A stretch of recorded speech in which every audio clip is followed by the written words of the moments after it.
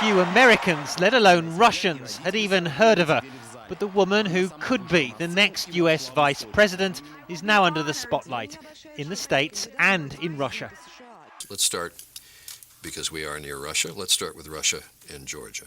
In an interview with the US network ABC, Alaska Governor Sarah Palin dived into one of the hottest topics in international affairs.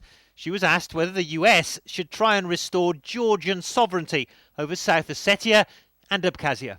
First off, we're going to continue good relations with Saakashvili there. I was able to speak with him the other day and giving him my commitment as John McCain's running mate that we will be committed to Georgia. So how are Palin's words of support for Georgia being viewed in Russia? At an American-themed diner in Moscow, we asked Dmitry, who's the head chef. What Saakashvili did with South Ossetia, I think that if she got the right information, she wouldn't support him. That's my opinion. Many non-Russians here too believe US support for Georgia's leadership should only be conditional. Mike Valentine is an expat from California who's lived in Moscow for 10 years. I would say if he's an democratically elected leader, we'd have to. We've demonstrated support for him up to now. It'd be dangerous to abandon him, make an image that we, make a show of supporting somebody and then abandoning him. But I think it's been made clear that if he wants to engage in some adventurism, going out on his own, he's on his own. It can't be something he starts. Amid concerns about Palin's perceived lack of international experience, much has been made of her home state of Alaska's proximity to Russia. They're our next-door neighbors, and you can actually see Russia from land here in Alaska. But the Russia you can see from Alaska isn't all of the country.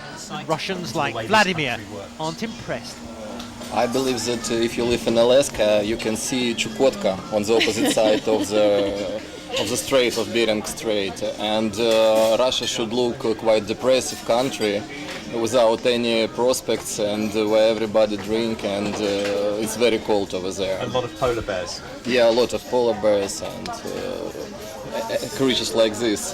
But we're sitting here in Moscow, and you see that Russia is a very different country.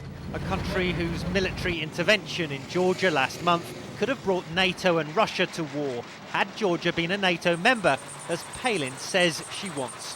Under the NATO treaty, wouldn't we then have to go to war if Russia went into Georgia? Perhaps so. I mean, that is the agreement when you are a NATO ally, is if another country is attacked, you're going to be expected to be called upon.